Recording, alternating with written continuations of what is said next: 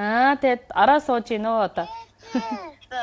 Тэгээд ингээд таны дуудлагыг би спикер дээр нь тавиад ярьж байгаа.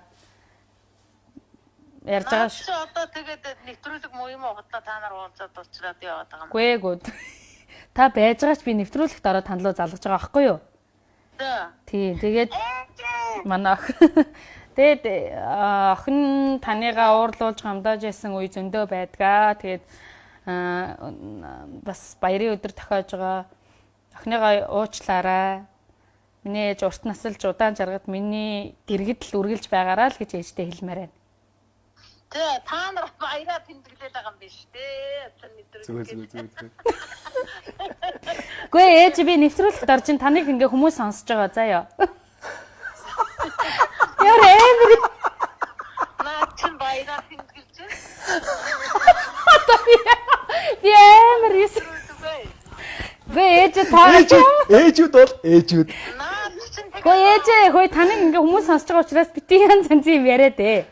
Би тэгээ нэвтрүүлэгт спикер дээр тавиад хараад танд ингээ баярын мэндшлэгээ дэвшүүлээд хайртай шүү гэдгийг хэлэх гээд байгаа байхгүй юу?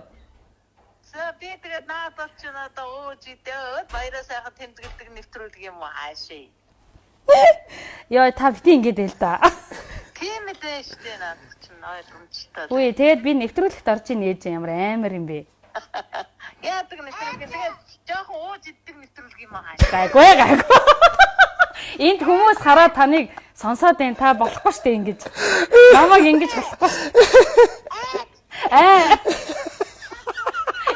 Энэ бүр амар юм боллоо. Ястагой.